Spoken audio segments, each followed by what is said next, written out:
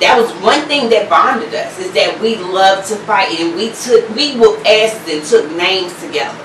But there was some instances where she was kind of on the losing end, and I had to help her. You know what I mean? But she can hold her own. Don't get it twisted. She got hands. So I know that if I do fight her, there's a great chance that this might be the motherfucker to whoop my ass. I cannot allow that. No, bitch, you won't get to beat me all across the board. Fuck you.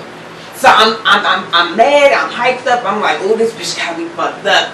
I was walking to the store to give me some cigars so I could roll up anyway. So I was like, oh, right on time. My cousin called me. Now, my cousin, Candace, then y'all might notice that I'm tagging her in some of these videos, and it's because we have a surprise coming up for you guys, and wait, stay tuned, because it is coming soon. But I called her because you know everybody has that one person that can either put a battery in your back or take one out.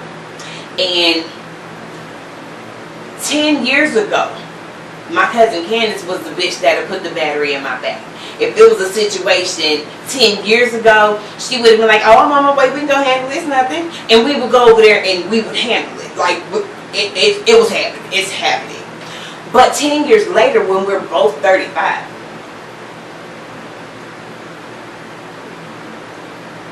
I called her to calm down. So I'm telling her what's going on in the situation, and she was like, listen, let me tell you something. She was like, that girl knows you. She knows you. She was like, so she does not want no smoke with you. She don't want no real smoke with you. What she's doing is she's putting on for an audience, because she's not mad at you. She is hurt. She is butt hurt because she know that she fucked over you. But she figured, like every other time, it would smooth over and y'all would be back to being friends. It didn't happen, so she's butt hurt. So now every time you see her, she verbally lashes out towards you, not at you. This is always across the field. It's never face to face. She always, lashes out when she sees you, because she knows that she lost a very good friend. It bothers her. She's lashing out because she's really fucking butt hurt, because she finally sees that you really ain't fucking with her no more. She was like, you know what, I'm going to come get you. I'm going to come get you. We're going to smoke and it's going to be good. Don't even worry about it. That's exactly what I did. I went and got my shit. I came back home, put my stuff down. I went with my motherfucking cousin. I had the best time. We just chilled and smoked and talked about our goals and, told each other about the things that we have accomplished lately, made plans to do some joint ventures. It was a good, great time. When I left from there, first of all, I was high as alien pussy. But also, my spirit was lighter. It wasn't, I didn't feel like I was ready to run across the field and run up on a bitch no more. I was like, fuck that shit. Because my cousin was right. She was like, at the end of the day, is whooping her ass going to be worth the potential consequences? And I'll tell you now, I done been to jail, not to prison like her, but I have been to county several times. It's not for me. I like my freedom. I like a fluffy mattress. It's not for me. So she was like, is this bitch worth the potential consequences? Like, for her, she wouldn't give a fuck if she got put out of her house and went to jail, because that's that bitch's life. She's always lived that way. She's like, but you haven't. So is it worth the potential consequences to go beat that bitch's ass? We know that you can. There's no doubt about it. But is it worth it? When my cousin actually sat down and gave me real talk like that, that put things into perspective, and I was like, bitch, you're right, it's not. So I came home, didn't think nothing else about it. And then I went outside today to go put the trash out. And this bitch was getting in her car. And she sees me, so now she's talking shit from across the thing. But you know what I did?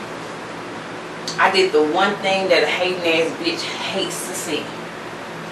More than you fucking her man. More than you. A bitch hates to see your motherfucking smile. You hear me? If a bitch don't like you that motherfucking much, smile at that hoe, because that's gonna eat that bitch up inside. Because she's like, God damn it, everything I try to do to kill this bitch's joy, and this hoe still smiling. I hate her. So that's exactly what I did. I looked right over there at her.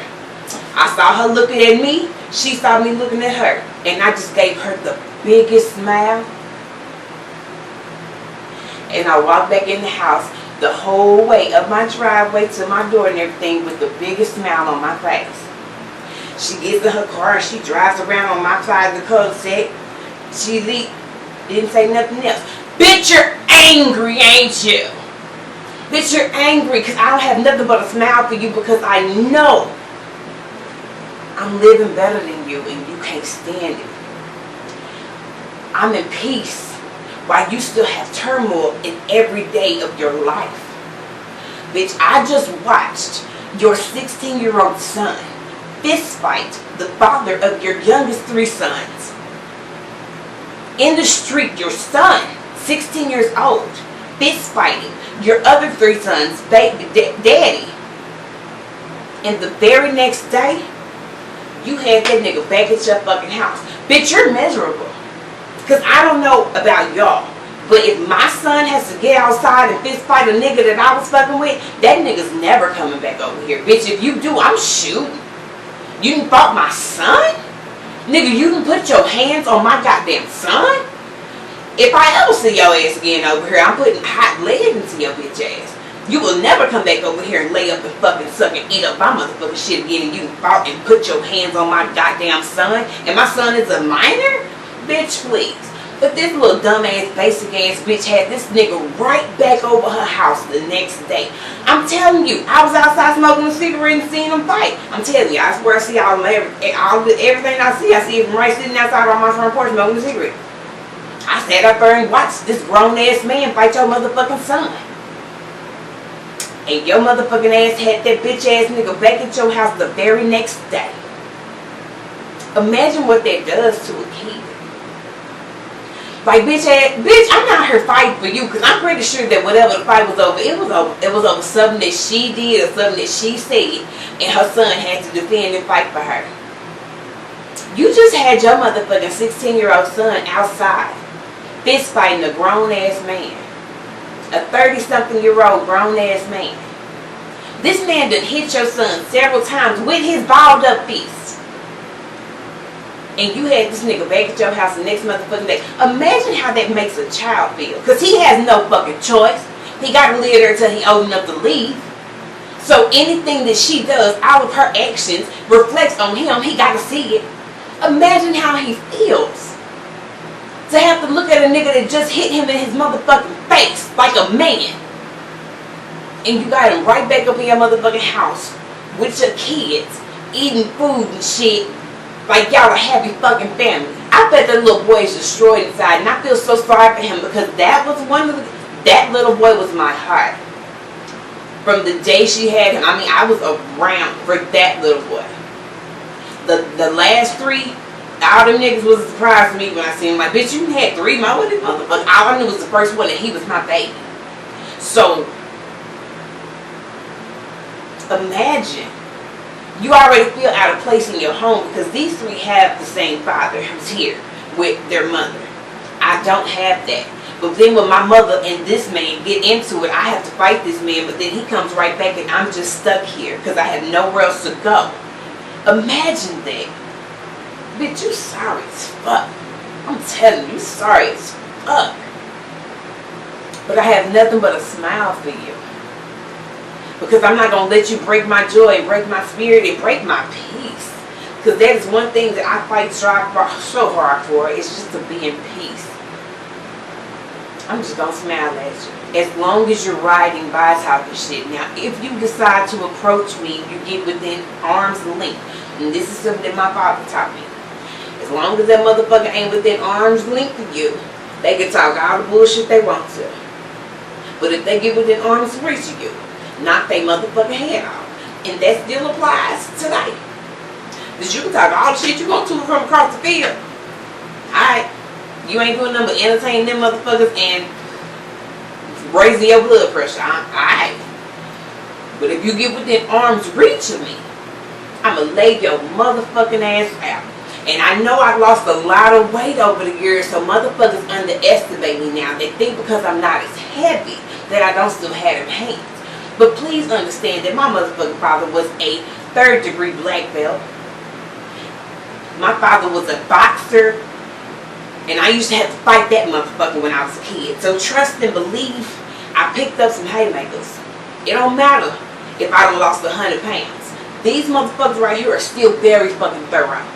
So understand, as long as you across that field talking shit, you good. But if you get within this motherfucking reach, talking that shit, your head gonna be missing in a minute. Got beef with me because you fucked up with me and I cut you off. Bitch, you're just lonely and upset. That's what it is. Anyway, so I also want to talk to you guys about something else. I have a new rule. It's really not new, but I kind of have, more so put it into action and adopted it here lately.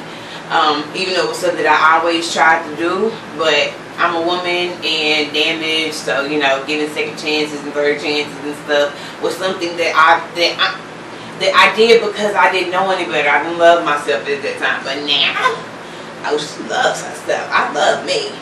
So we have 2 strikes and you out. Let me tell you me. I met this dude.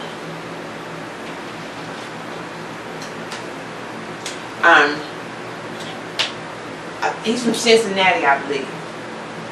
I met him, and at the time he didn't have shit. Not his own place, not a car, not nothing. His daddy was taking them to work and picking him up. You know what I mean? He was like in a bed, like he had a bedroom, not nothing. You know what I mean? But I was there. I am slightly damaged, so I always feel like, oh, it's a fixer-upper. Just clean it up, polish it a little bit. It'd be like, it'd be just good to do. But I still talked to him for a while, you know what I mean, because he was fun to talk to. And I remember this was over a year and a half ago. He was supposed to come over, and he never made it. And he didn't hit me up with an explanation or tell me what happened or anything. So I was like, well, what the fuck is up with that? So I believe I texted him and was like, what happened to you? And he didn't answer me for like 3 days. And then he was like, oh shit, my bad. I'm just now seeing 3 days, bitch ass nigga. So at that point, block, delete, I'm done, right? Well, here recently, when I've been doing my shows and everything, somehow he's been able to reach out to me. And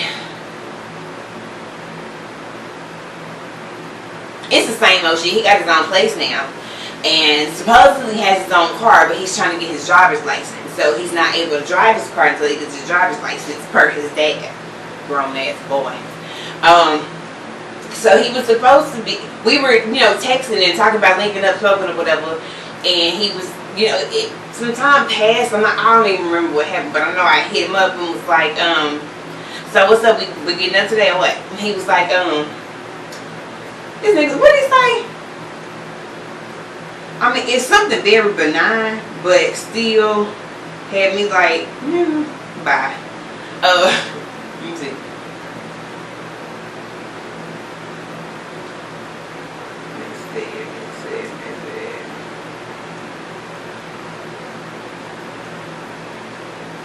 I think I deleted his shit, y'all.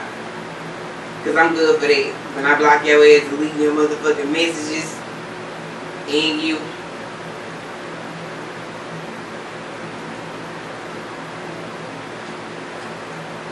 Okay. I don't know. But anyway, he hit me up and asked me, like, somebody needs some food stamps or some shit like that. After he was supposed to be hitting me up, I was like, yo, so what's up? You still coming through? He was like, I'm in the car with my dad right now. I was like, well, bitch, you ain't got no license. I know you wasn't driving. I was like, so you can't text? This motherfucker never responded to the message. 4 days later, he hit me up like, somebody needs some stamps. Delete, block, 2 strikes, bitch, you out. Like, you inconsistent. Motherfucker, how is it that all you got is a phone? You can't keep up with that? Nah, fuck that. It was just like, nigga, that's 2 strikes, bitch, you out. Block, delete, out of there. And while I'm looking for his shit, I just open up my phone and I see I get a message from my ex vent. I still love you crazy and that will never go away. This is gonna be a whole nother show. I don't have time to tell y'all about this bullshit, but we will get into it. We will. Remind me to come back to it. But this even goes into another of my topics, when dudes don't understand that they are the problem. Like, nigga, it's you. Like, you know, when some people like, you know, it's not you, it's me. No, it's not me, it's you. You're the problem. And it drives me crazy when niggas don't understand how their actions are actually the catalyst for the arguments and the problems that we have. For instance, this motherfucker. We broke up over something that seems very simple, but it really wasn't, because I'm a woman. So all the little things that happen and that occur in the relationship and that I don't speak on in the moment, all of that shit gets stored in the fuck you file in my head. So whenever that last straw comes, no matter how small, you gonna get this work for not just this one infraction, but for all this bullshit. So I have a really big thing about my peace and quiet in my home. I like my home to be nice and quiet. I even tell my son, you know, that's who I have the most problem with as far as the noise level at the house. But I try to keep it calm and peaceful, because that's the vibe I'm on. I need that in my life, because I've been turned up and crunk my whole life. Right now, I need peace and quiet. And I told him that, we discussed it, he's agreed. But why is it that we wake up early in the fucking morning, you go outside to smoke a cigarette, you come back in, you're on the phone, loudly on the phone. I have kids that are still asleep. This is early in the morning. This is sometime. These motherfuckers ain't trying to wake up early in the morning, but you on the phone loud as shit. So I'm like, wait, keep it down. Okay. It just, you know, me trying to get him to lower his voice just escalated into a big ass fight where, okay, I'm ignorant. I might have put my hands on it. I ain't like hit him in the face and no shit like that, but I think I like pushed his soul out of his body a little bit. He just, I can't believe you put your hands on me. I was like, nigga, get your shit and get out of my house. This is the nigga that actually bought a car for me. This nigga got his stuff left in the car that he bought for me. But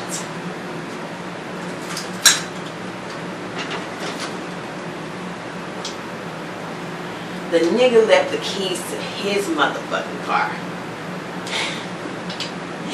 The nigga took the car that he bought for me, but left the keys to his car. Because I was supposed to drive him back to Dallas to his car. So now, yeah, you might have my car and the keys to it, but you only had the keys to your own motherfucking car. So you think he ain't been hitting me up and texting me and still trying to get them keys, and I've been ignoring, blocking? Because it's funny how people, they'll do something to offend you. And then, in the moment when everything happens, it turns into this big, huge blow-up fight, screaming and cussing and breaking shit. And in the moment, you don't think about the fact that, damn, I love this person. I don't want this to be it. I mean, this is a big situation, but I don't want this to be it. No one thinks like that. Everybody just goes for the jugular, because nobody teaches us how the proper way to fight, you know, to argue in a relationship.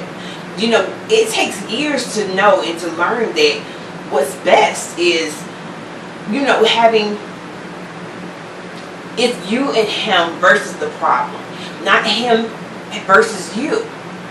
It's you and him versus the problem. But we don't really learn and get that maturity until much later in life. So when we fight, we're going for the jugular. We trying to rip out your chest with words.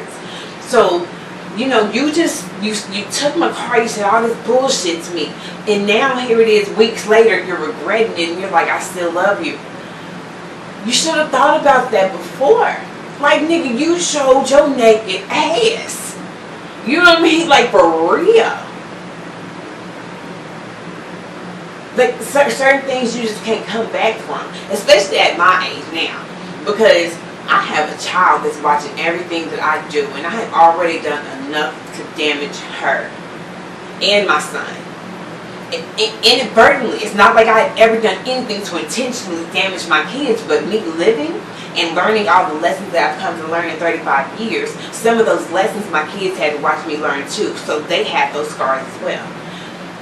I now think about things like that. That big ass fight that me and this nigga had that woke up my kids and damn near the whole neighborhood and shit, that can't happen again. Like, I can't have you back no matter how much I love you and may want to be with you. I can't have you back because, nigga, you went too far. You went too far. And then you did it so publicly where my children were awakened and made aware of what was going on. So me trying to take you back, what kind of message would that be to my kids? That's teaching my daughter that these things are acceptable in a relationship, and it's teaching my son, okay, so I don't have to treat bitches with respect. You know, I can do this too. It's teaching my son not to respect women as well, because he's watching someone disrespect his mom, and his mom keep taking her back time and time and time again. Fuck that. Not gonna happen. Ain't gonna happen. Won't do it. For real. Damn, I think we talked about a lot today, y'all. I feel better. I kind of got some things off my chest. I'm pretty sure you guys have some comments, and leaving them in the bottom. And yeah, until next time, this has been JoAnna's Point of View. I will see you back here in another day or so. Y'all be good.